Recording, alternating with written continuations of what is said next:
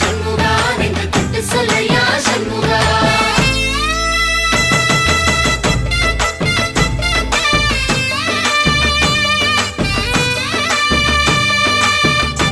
ஞானமும் கவிதை பாடும் திறனையும் நல்கும் புற பகவானே எழுந்தருள்வாய் திருவெண்காட்டில் குடிகொண்டு